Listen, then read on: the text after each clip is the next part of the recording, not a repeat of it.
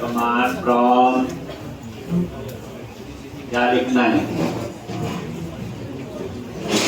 सब hyper open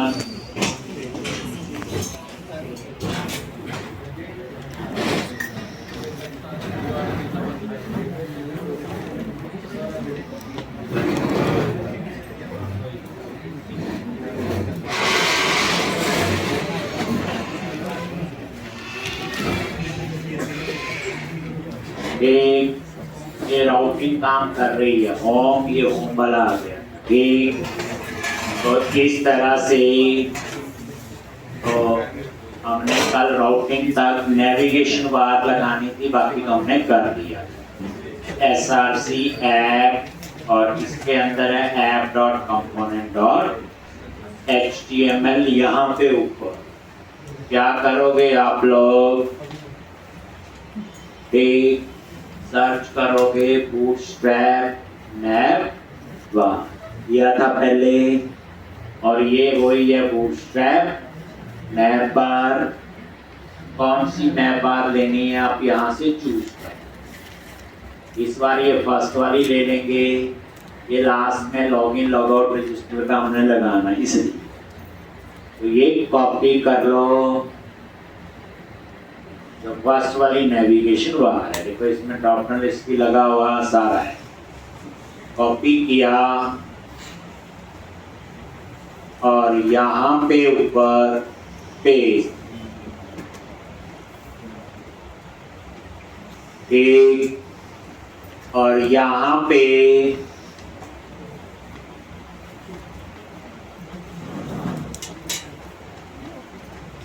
ये input tag जो है ना पूरा क्लोज नहीं है, इसको क्लोज। ये इनपुट टैग लगा हुआ ना इनपुट टाइप, ये वाला। अब आप ये देखो डिजाइन में ये आ गया आगे यहाँ पे। अब हम ये ठीक करते हैं सारा। ठीक, तो यहीं पे आ गई नैव बार। ये पहला लिंक तो नहीं चाहिए, नैव बार ये आपका हट जाएगा। हट गया जी।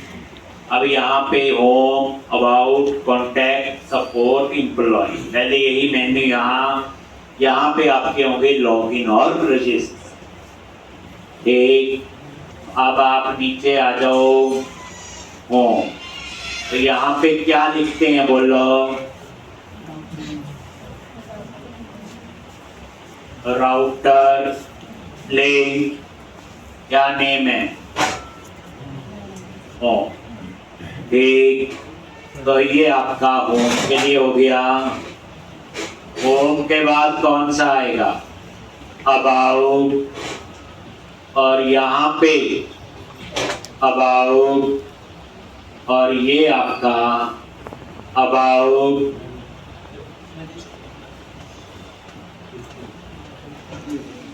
ये देखो होम अबाउट, होम अबाउट। ठीक, ये ड्रॉप डाउन लिस्ट की हमें जरूरत नहीं, तो ये ड्रॉप डाउन लिस्ट वाला हटा दिया।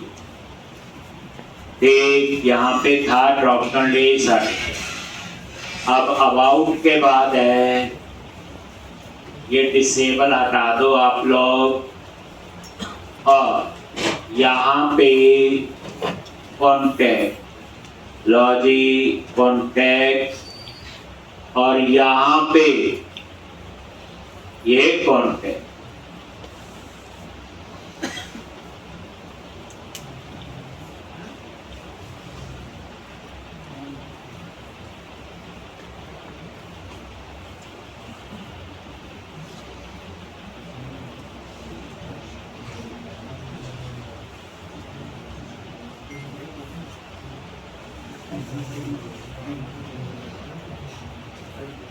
सपोर्ट, और यहाँ पे सपोर्ट। सपोर्ट के बाद एक और एम्प्लॉई,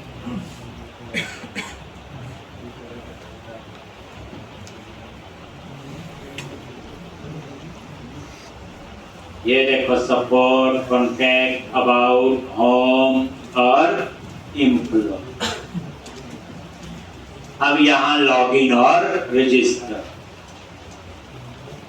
तो ये आपके एलआई लग के उसने किया हो आपने पहले कुछ नहीं है, एक लाइन समझो सारा से। उसके बाद लास्ट में ये फॉर्म टैग की हमें जरूरत नहीं है, ये टेक्स्ट बॉक्स की जरूरत नहीं, और ये फॉर्म, ये बटन है तो इसको ठीक कर। अगर ये एंकर टैग करना है कर सकते हो, तो ये एंकर टैग, और इसको बना दो क्या, लॉगिन, और ये सबमिट हटा,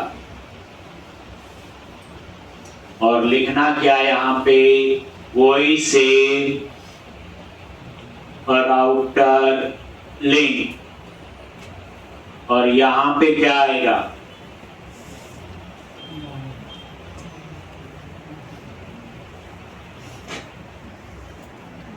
और यहाँ पे लॉगिन।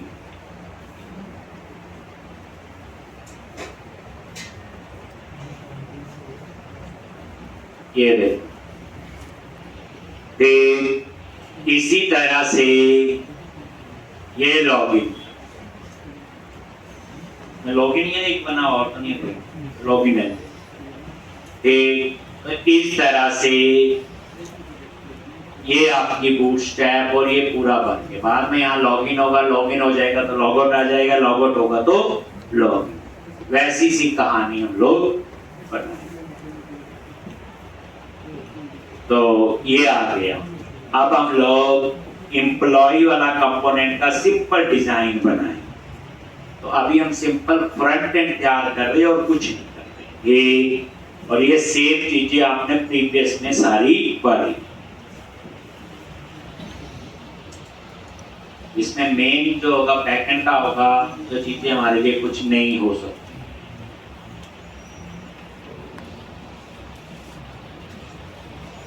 तो ये डिजाइन आप नजर मारो और ये देखो।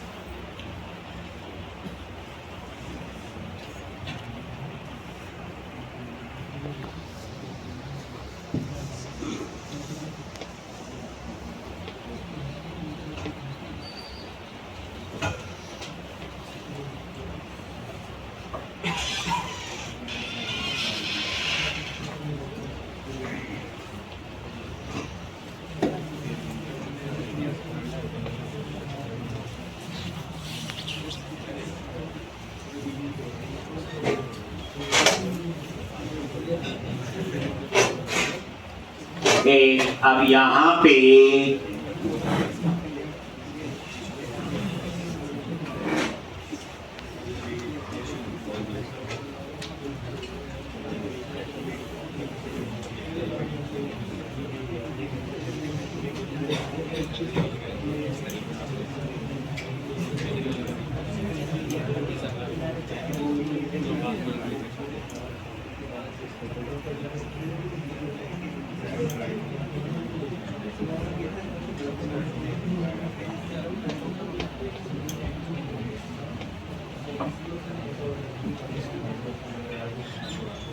अब आप लोग इस कंपोनेंट पे गए, एम्प्लॉय और इसके HTML आगे, यानी बात हो रही है अब तो इस कंपोनेंट में पूरी रिवीजन है।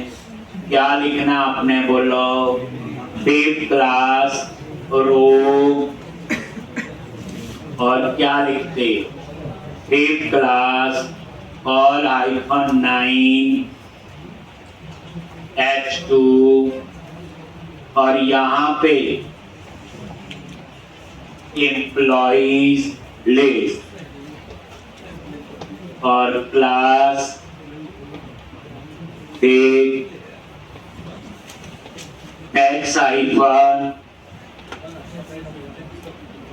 primary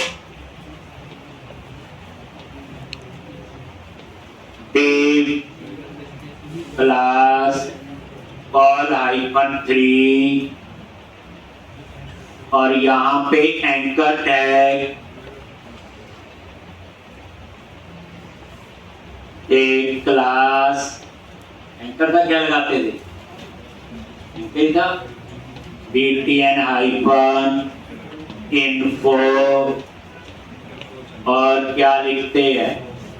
फॉर्म हाइफन कंट्रोल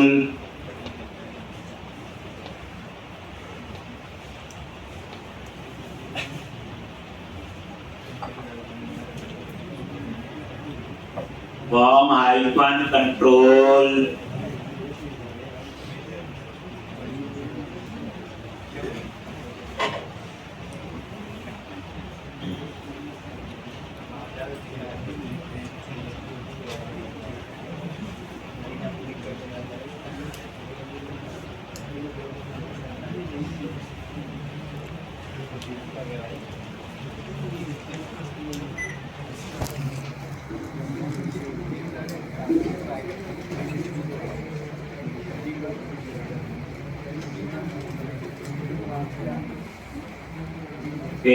उसके बाद क्या करना है अपने, बोलो? डेटा हाइफन टारगेट, और यहाँ पे हैश न्यू एम्प्लॉय, ये आईडी दे दिया। डेटा हाइफन टॉगल, और ये आपने लिख दिया मोड, और यहाँ पे वही formation class FA hyphen plus,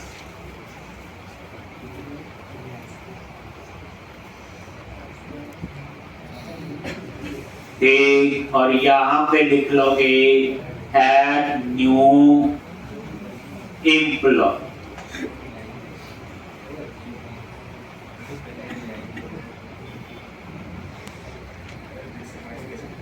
ठीक, तो यहाँ बीच में थोड़ी स्पेस दे दो, लो, ठीक, और यहाँ पे पैडिंग दे दी और मार्क थोड़ा सा अंदर आ जाएगा, ठीक है। तो ये आपका पहले भी लिखा हुआ। अब हमने यहाँ पे क्या बनाना है? डिव क्लास रो, बॉर्डर दे दी, पैडिंग दे दिया और मार्क, और यहाँ हम सिंपल टेबल बनाएंगे। तो table class table hyphen border table hyphen stripe table hyphen active.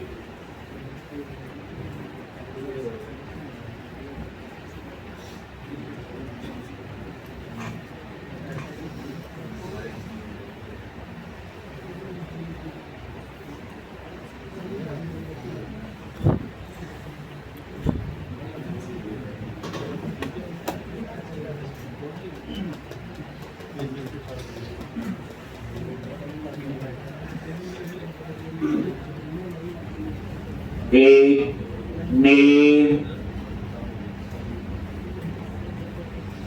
address, salary, action.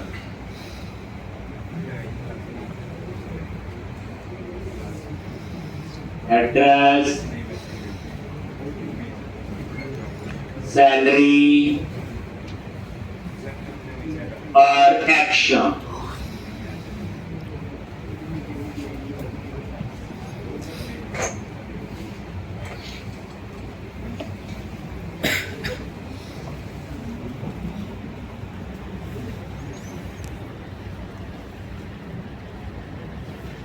एक नेम, एड्रेस, सैलरी और एक्शन।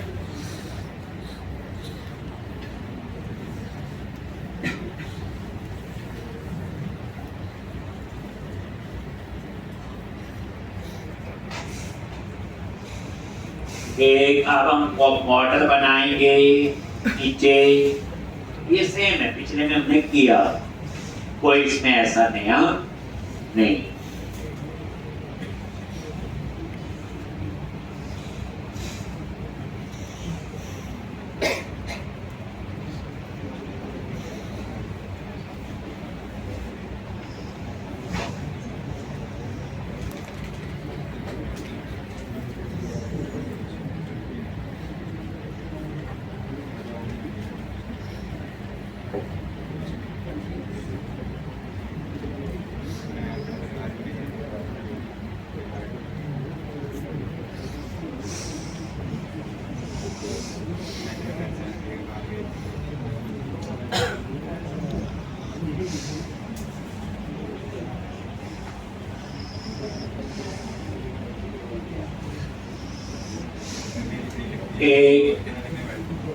अब उसके बाद यहाँ पे इसके लिए न्यू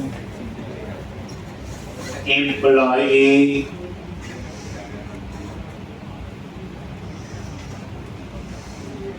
और यहाँ पे एडिट एम्प्लॉय।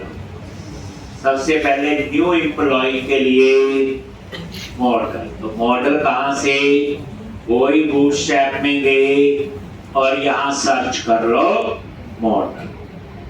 कौन सा मॉडल यूज किया था पॉपअप में, यही था ना, तो इसी को कॉपी कर लो और इसको ही पेस्ट कर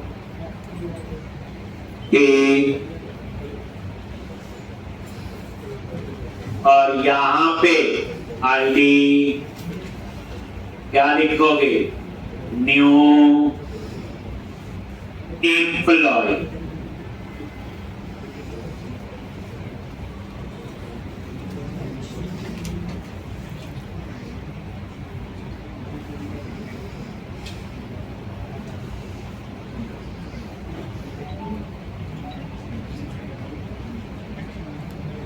एक ये पॉपअप में ओपन हो गया, ठीक। अब हम इसका क्या बनाएंगे, डिजाइन। सबसे पहले मॉडल हेडर बीजी कलर दे दिया इनको, और यहाँ टाइटल दे दिया क्या, न्यू एम्प्लॉय, ये टाइटल, और इसका टेक्स्ट दे दिया मैंने वाई।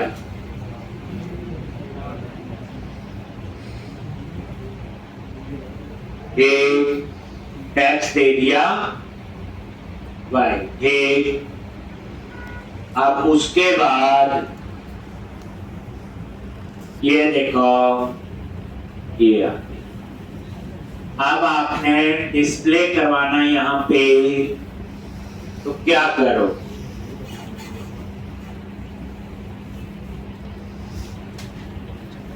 ये मॉडल बॉडी कहाँ पे आ गई, मॉडल बॉडी, और इसके अंदर क्या लगाओगे, लेस फॉर्म हाइफन ग्रो, और डेटा कैसे आना चाहिए, रो, और यहाँ पे सबसे पहले लेबल क्लास, कितने कॉलम, 4, और यहाँ पे लिखेंगे नेम, क्या लिखा आपने, नेम। फिर बच गए कितने कॉलम, 8, कॉल हाइफन 8,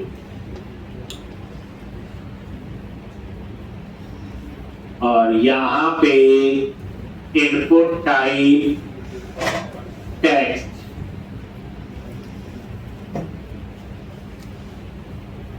नेम,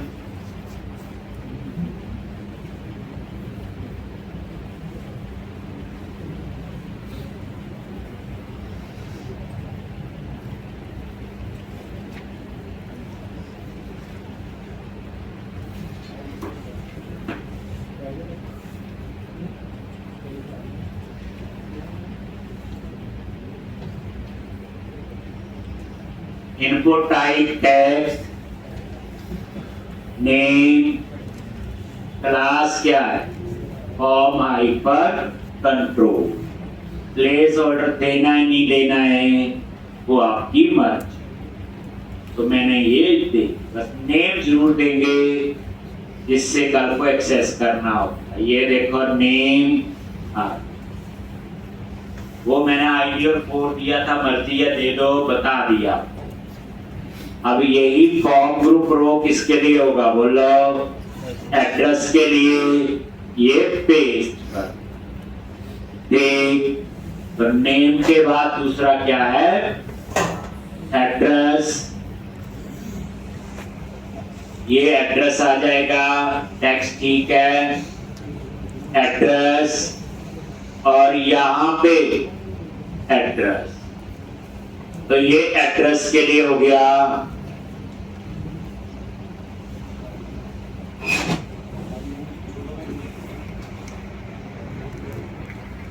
और एड्रेस के बाद यहां पे सैलरी और ये आपका नंबर और ये आपका सैलरी और यहां पे सैलरी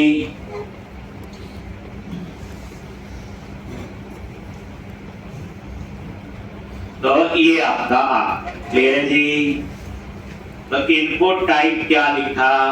नंबर, बाकी से। तो एक फॉर्म ग्रुप रो लिख लो, बाकी सेव। सेव पे आ जाओ। सेव होने के बाद ये क्या हो जाना चाहिए? क्लोज।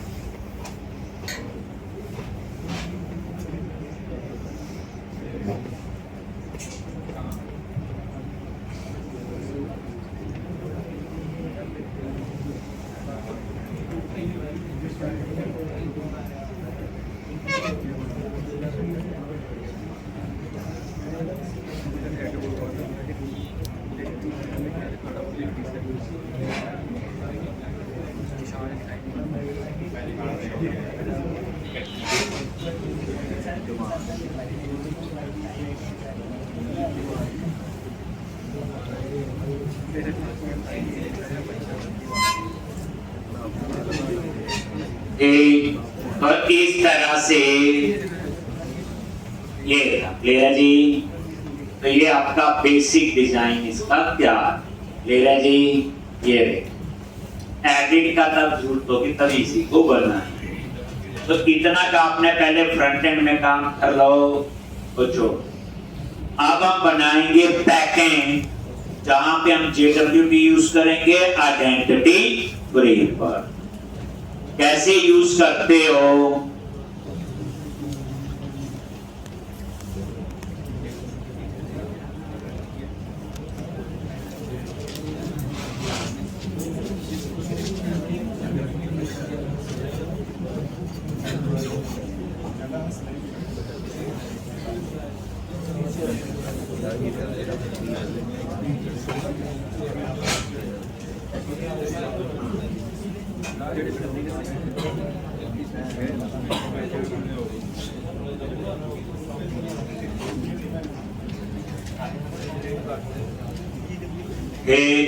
अब आप लोग क्या करोगे? तो फ्रंट बैक एंड बनाएंगे। चलो इतना कर लोगे पहले, फिर आपने क्या करना है? API बनानी और वही न्यू प्रोजेक्ट। और क्या चूज करते हो यहाँ पे? ASP.NET Core Web API। ASP.NET Core web API. बताइए देन नेक्स्ट, और यहां पे प्रोजेक्ट का नेम, जो नेम आप रखना चाहते, तो यहां पे मैंने दे दिया एम्प्लॉई एपीआई पेज JWT 105, और कहां सेव करनी, आप इसको एंगुलर वाले प्रोजेक्ट में ही सेव कर। एक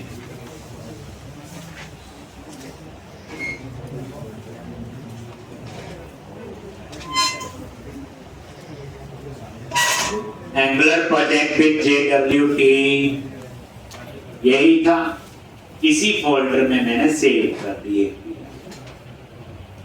नहीं और रखना चाहते हो आपकी चॉइस।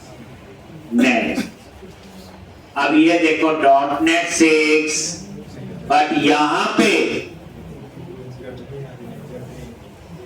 आइडेंटिटी फ्रेमवर्क नहीं, ये देखो नहीं आ रहा ना, देखो इंडिविजुअल अकाउंट आता था, याद करो, जो वेब एप्लीकेशन में है इसमें नहीं, रीजन बता दिया, जो वेब एप्लीकेशन है उसमें व्यू, तो आइडेंटिटी फ्रेमवर्क पेज नहीं बनते, रजिस्टर लॉगिन सारे, एपीआई में तो व्यू होता ही नहीं, डाटा ही होता है, इसलिए इसमें ये बाय डिफॉल्ट नहीं, नाम ही रहने दिया, देन क्लिक ऑन डिलीट।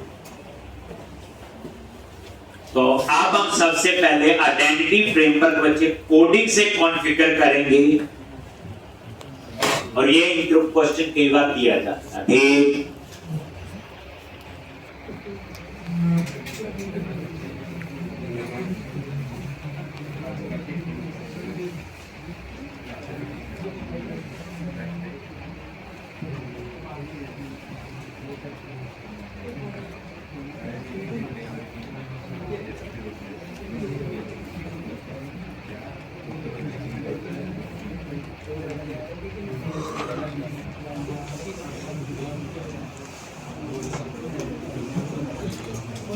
अब यहां पे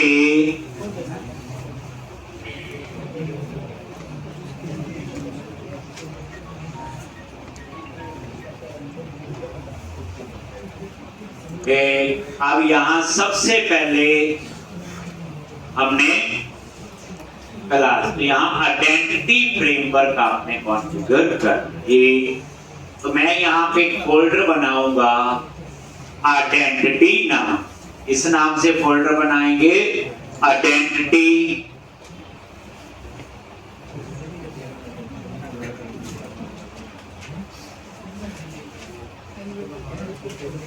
इसके पूरे स्टेप्स हैं बच्चे, ये सारा काम कोडिंग से हो रहा है।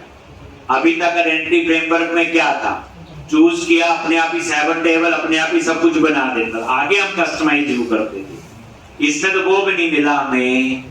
तो आपको क्या करना है, तो सबसे पहले हम आइडेंटिटी नाम से एक फोल्डर बनाएंगे, एक, तो अब यहां पे प्रोजेक्ट में गए, राइट क्लिक किया, ऐड न्यू फोल्डर, आइडेंटिटी,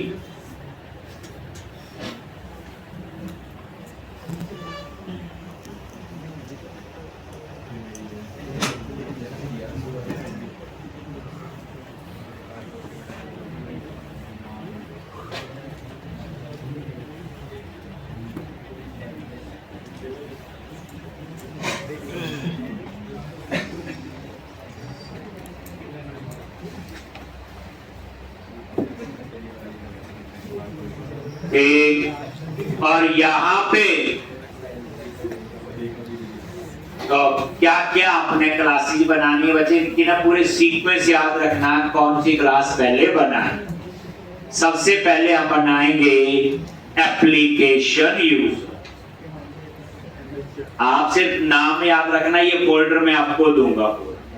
तो आइडेंटिटी पे राइट क्लिक किया, ऐड क्लास, और क्लास का नाम है एप्लीकेशन यूजर।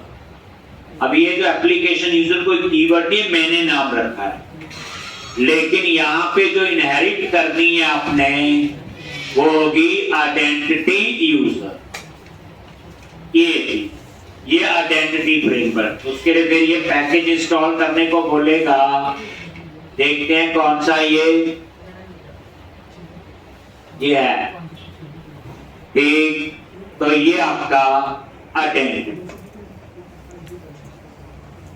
ठीक, और यहां पे दो चीजें और ले। तो आइडेंटिटी यूजर का मीनिंग ये है कि जो आइडेंटिटी फ्रेमवर्क में, पता आपको, जो आइडेंटिटी फ्रेमवर्क में ASP.NET यूजर टेबल है, उसमें जितनी भी चीजें थी वो तो सारी मिल जाएंगी, प्लस दो चीजें मैंने ऐड कर दी, टोकन और रोल। टोकन है JWT टोकन, लेकिन डाटाबेस में हम उसे स्टोर नहीं कर रहे, बताया हुआ जितनी बार लॉगिन करते नहीं है, तभी ऊपर लिखा नॉट मैप। ऐसे ही रोल के लिए, क्योंकि वो तो रोल वाले टेबल में तो है ही स्टोर, तो ये नॉट मैप। तो ये क्या करेगा, ASP.NET यूजर जो टेबल था, याद करो, उसमें जो सारे मेंबर थे वो सारे इसमें ये एप्लीकेशन यूजर में आ जाए।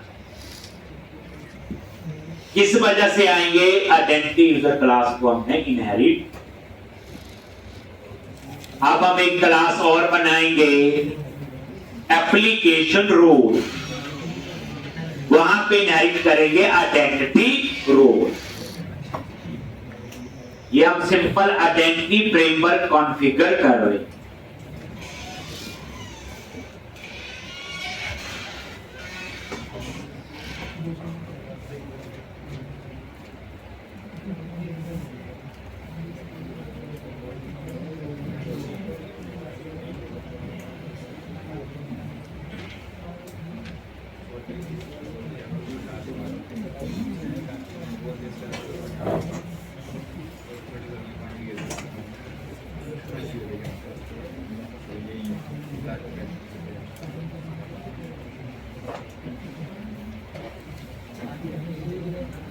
अब यहां पे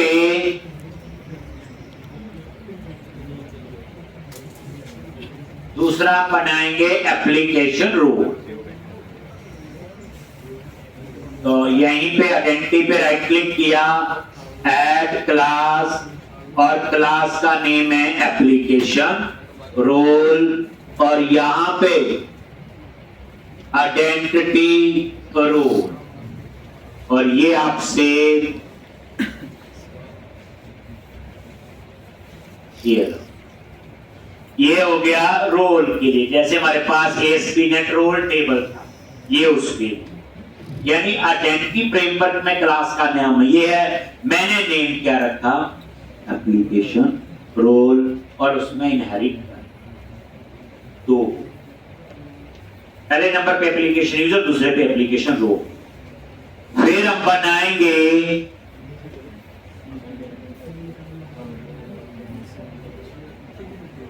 एप्लीकेशन DB कॉन्टेक्स्ट, जिसने डाटाबेस बनाना है।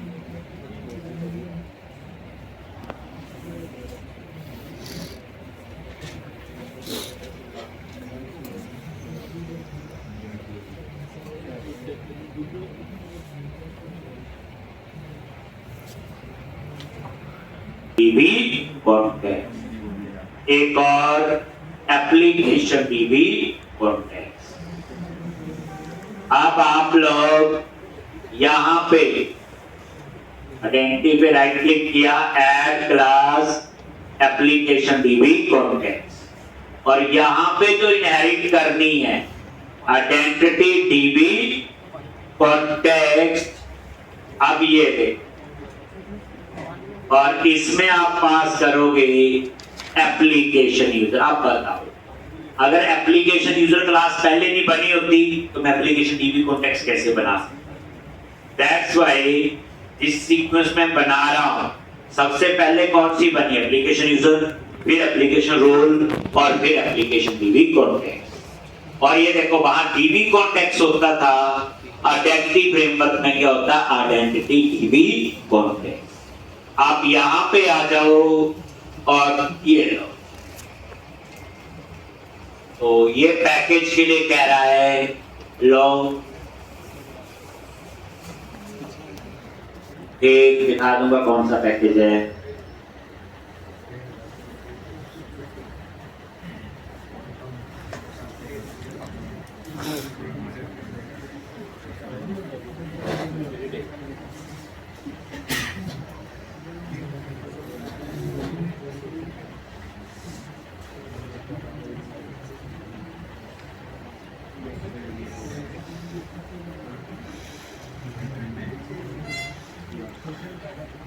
एक और ये इंस्टॉल और आई एक्सेप्ट।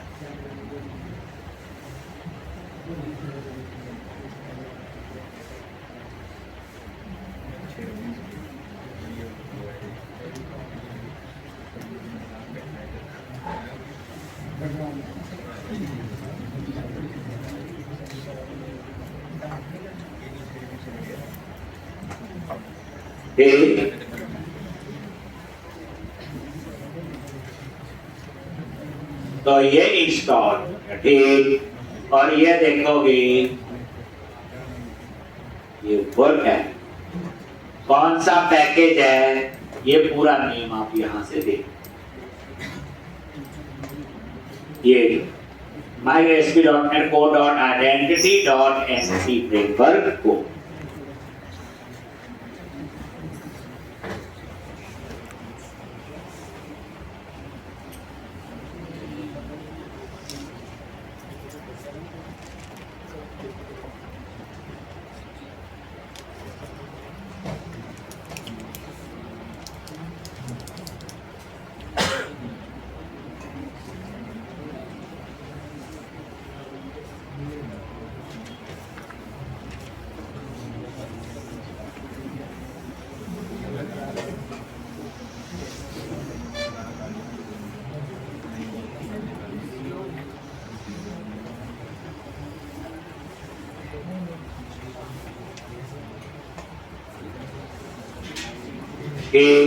अब आप लोग ये देखो,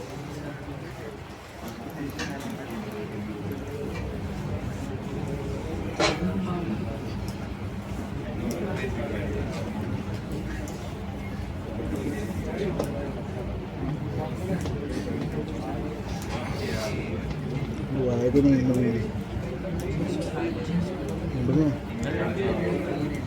उसको कहना है कवर पेज बनाएगा। हमने क्या करेगा सब ये अपलोड तो है प्राइवेट ही है। 30 तारीख के बाद 30 जनवरी के बाद। ठीक, अब यहाँ पे कोई टीवी कॉन्टेक्ट ऑप्शंस ठीक, वो सारी कहानी पुरानी है, कोई इसमें नया नहीं। ये एक एप्लीकेशन डीबी कॉन्टेक्ट कंस्ट्रक्टर है, dB contact options, application dB contact पता आपको सारा ये, और ये एप्लीकेशन रोल। तो पहले नंबर पे क्लास बनाई एप्लीकेशन यूजर, दूसरे पे एप्लीकेशन रोल और तीसरे पे एप्लीकेशन डीबी कॉन्टेक्ट। अब चौथे पे आ जाओ।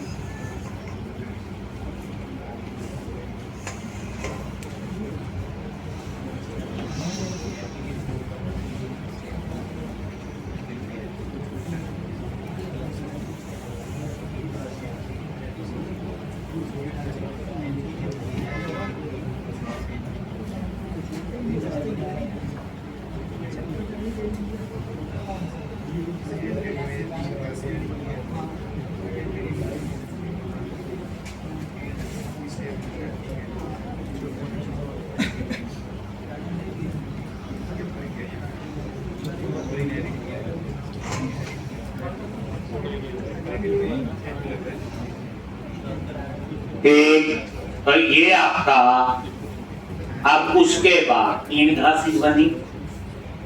अब उसके बाद आपका एप्लीकेशन यूजर स्टोर। कौन सी क्लास बनेगी?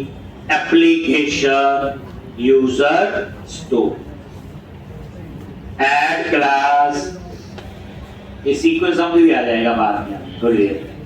यूजर स्टोर, ठीक। और इसमें आप इनहेरिट करोगे यूजर स्टोर, ये एक। और देखो, अब एप्लीकेशन यूजर क्लास अगर नहीं बनी होती तो मैं ये कोड नहीं लिख सकता, इसलिए सीक्वेंस याद रखना। ये जब हमने प्रोजेक्ट बनाया था ये कोड हमें मिल गया था, याद होगा आपको। हमने तो कुछ नहीं किया आइडेंटिटी फ्रेमवर्क के लिए, अपने आप ही 7 टेबल बना दिए। अब बनेंगे, अभी नहीं बने। एक एप्लीकेशन यूजर स्टोर और यही उसके कंस्ट्रक्टर। ये क्लास के बाद आपको ये आइडेंटिटी फोल्डर मिल जाएगा, बस आप सीक्वेंस लिखो। अब आपका एप्लीकेशन यूजर स्टोर बन गया तो अंडरस्टूड एप्लीकेशन रोल स्टोर भी बनेगा, रोल को स्टोर करने के लिए बन गए। फिर बनेगा एप्लीकेशन यूजर मैनेजर, ऐसे बनेगा एप्लीकेशन रोल मैनेजर, ऐसे फिर साइन इन मैनेजर, लॉगिन।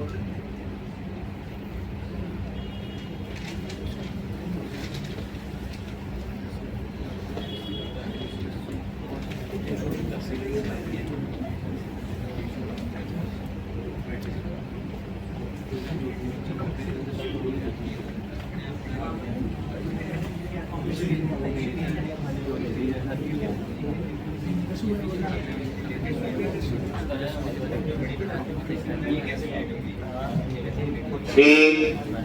अब उसके बाद क्या होगा? एप्लीकेशन रोल स्टोर, ठीक। एप्लीकेशन रोल स्टोर, बस क्लास का नाम लिखो एप्लीकेशन रोल स्टोर। और यहां पे इनहेरिट क्या आपका, तो ये देखोगे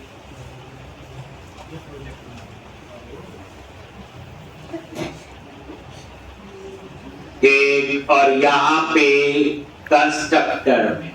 तो इस पूरे कोड को लिखने ना बैठो, वो तो मिल जाएगा। ये पूरा जो कोड है ये सिंपल आपका आइडेंटिटी फ्रेमवर्क की कॉन्फ़िगरेशन। सिर्फ हम क्लास मर्जी की बना रहे हैं, जैसे ये application role, sequence, application user, application role, application DB context, application user store और एप्लीकेशन रोल स्टोर। अब उसके बाद बनेगी application user manager.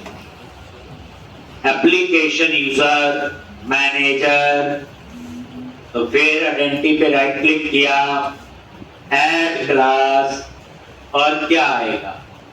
Application user manager.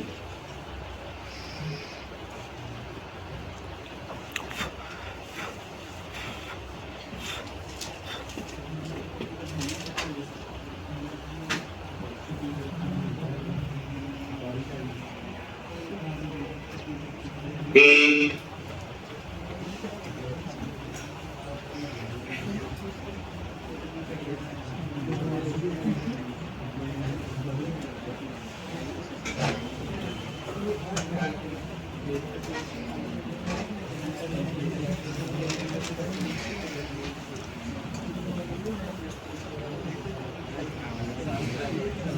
ये भी लिख ले।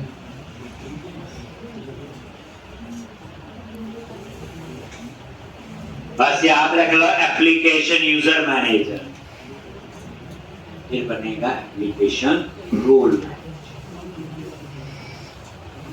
ये एप्लीकेशन यूजर मैनेजर, ये क्लास के बाद आइडेंटिटी फोल्डर आपने ले, बस इतनी बात। अब उसके बाद ऐड, और यहां पे क्या आएगा? Role manager.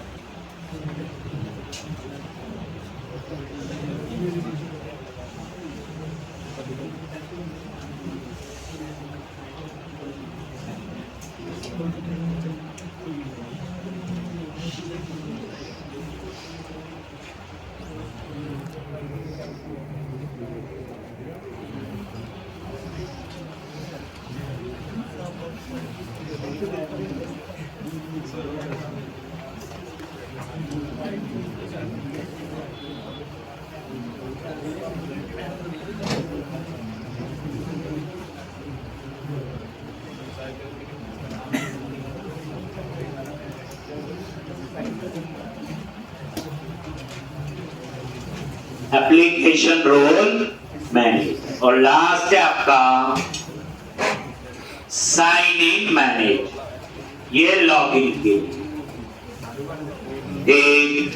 लास्ट है आपका साइन इन मैनेज। एंट्री पे राइट क्लिक किया, add class application sign in manager.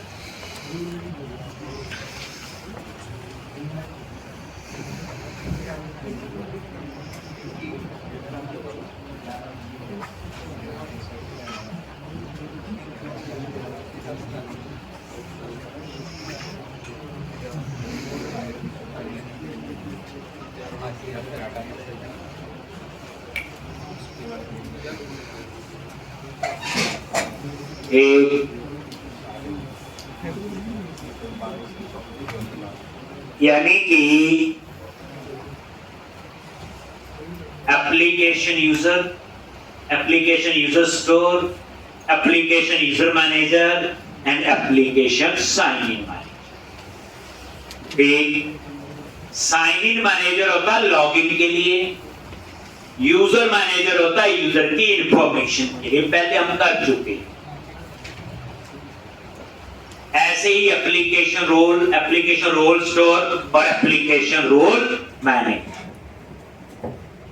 6 तो यही होगी। देखो, application user store, application user manager, application role store और एप्लीकेशन रोल, 6 तो ये होगी। उसके बाद एप्लीकेशन डीबी कॉन्टेक्ट 7 और एक है एप्लीकेशन साइन इन। तो साइन इन मैनेजर होती लॉगिन के लिए, यूजर की इंफॉर्मेशन चाहिए होगी तो यूजर मैनेजर, और रोल की चाहिए होगी तो रोल मैनेजर। उनको स्टोर करने के लिए एप्लीकेशन यूजर स्टोर या यूजर स्टोर और रोल स्टोर। तो सबसे पहला काम आपका ये, ठीक। और ये आपने सारे बन गए। कितने फाइल बनी है? 8, याद रखना। Application user store, application user manager, application role store, application role manager, application sign in manager और एक एप्लीकेशन भी। अब इसकी बाकी कॉन्फ़िगरेशन जो हम करेंगे वो हम करेंगे program.cs। और यहां पे हमने इसको ऐड program.cs में, अभी तो वो कनेक्शन सिंक भी लिखना है, ठीक। तो अब आप आ जाओ program.cs।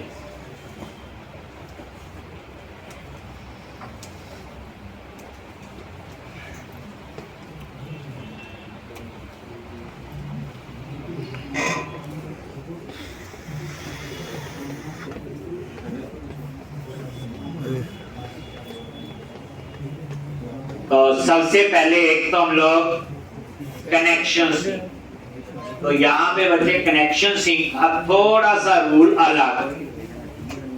यहां पे आगे जैसे हम कनेक्शन सिंक पहले भी लिखते हैं, एक स्ट्रिंग टाइप का वेरिएबल ले लिया, connection sync builder dot services dot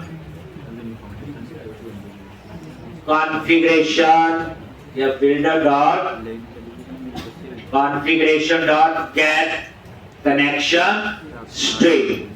और ये कनेक्शन सिंक का नाम कहां दिया होगा? ऐप सेटिंग में अभी दिया नहीं, हम देखें।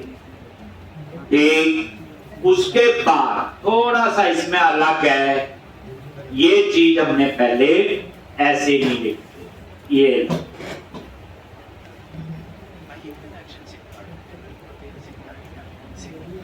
ठीक, बाकी लिखते थे, लेकिन ये add anti framework SQL server ये थोड़ा अलग है, और ये माइग्रेशन असेंबली भी देनी होती है।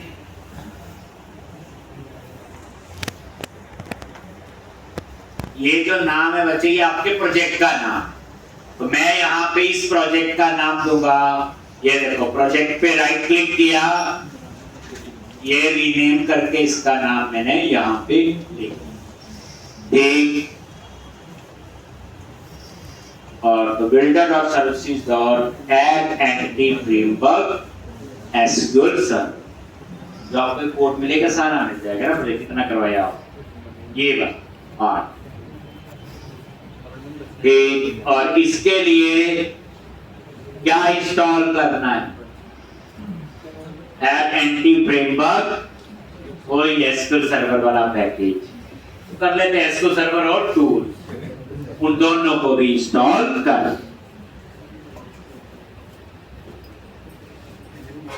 ये बच्चे एक बार बना लो, ये हर प्रोजेक्ट में सेव चलेगा। जब कोई बोले एपीआई में आइडेंटिटी फ्रेमवर्क यूज करना है, इसमें कहीं नहीं लिखा एम्प्लॉय का है, कहीं कुछ भी नहीं है, वो तो बात की बात है, चीजें क्या, प्रोजेक्ट क्या है, लेकिन ये कॉन्फ़िगरेशन तो सारी आपको करनी ही पड़ेगी।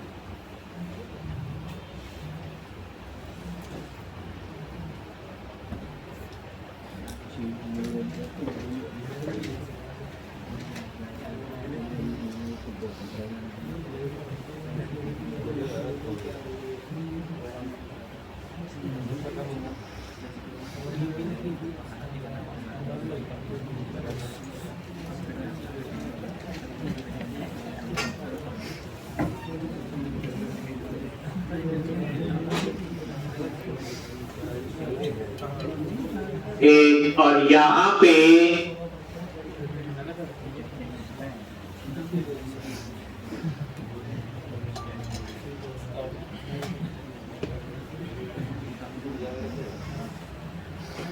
तो कोई क्या करो, tools NuGet, manage NuGet packages for solution, browse पे क्लिक करो,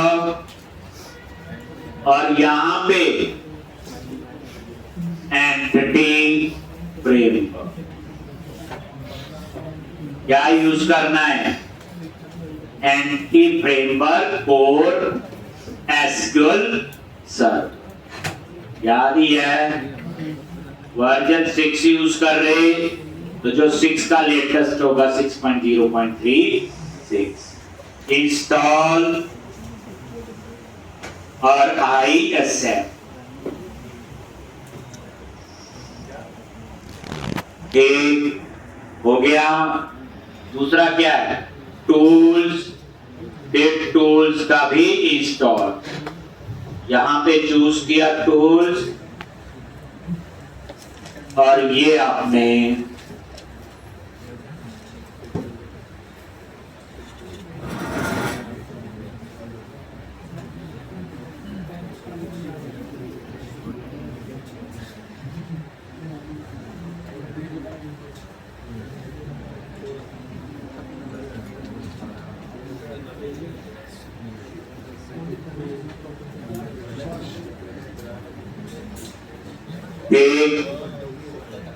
और यहां पे तो अब ये देखो,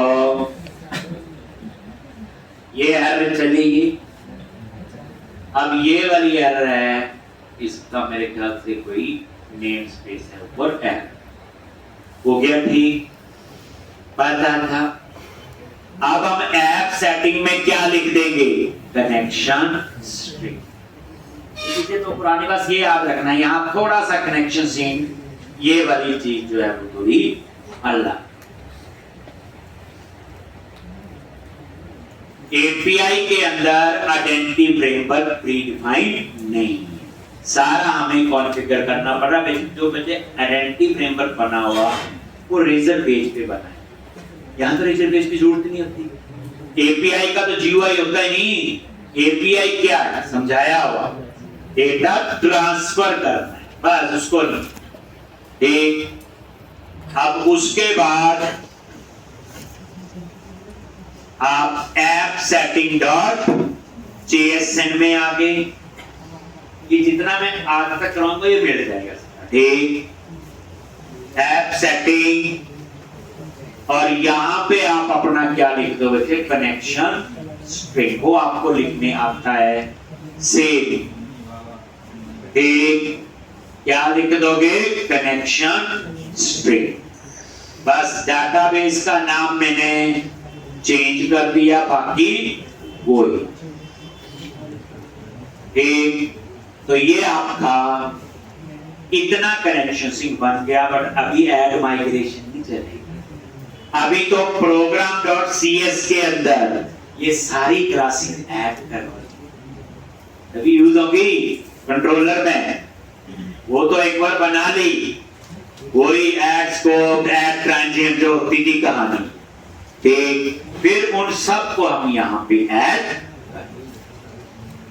और ये जो मैं आइडेंटिटी फ्रेमवर्क की चीजें सिखा रहा हूँ, ये रेडीमेड नहीं है, ये बिल्कुल कस्टमाइज करके मैंने एक बार उस तरह से बना दी कि कोई भी एपीआई का प्रोजेक्ट बनाओ और आइडेंटिटी फ्रेमवर्क चाहिए, ये वही। अभी तक कहां एम्प्लॉय लिखा, कुछ नहीं, कोई मॉडल नहीं। अपनी हमारी रिक्वायरमेंट तो अभी है ही नहीं। एक बार एपीआई में आइडेंटिटी फ्रेमवर्क इंप्लीमेंट हो गया, 7 टेबल बन गए, ये काम बस। उसके आगे तो कुछ भी काम हो सकता है, प्रोजेक्ट नेशनल पार्क का कुछ भी हो सकता है प्रोजेक्ट, वो बात की बात। तो आइडेंटिटी फ्रेमवर्क जो है वो एपीआई के अंदर प्रीडिफाइंड नहीं है। ठीक, तो अभी इसमें बच्चे और भी है जो हम लोग करेंगे। अभी आप इतना जो है, आज ये कोड नहीं है, अभी इसमें मैंने और भी कोड लिखवाना है, तो वो कल आपको लिखवा के कंप्लीट करूंगा। फिर आप वो चीज संदीप सर से ले लोगे। ठीक, और फिर जैसे जैसे मैं बताऊंगा वैसे पीछे तो समझा ही रहा है। ठीक, तो वो इसके ऊपर हम लोग कल फिर आगे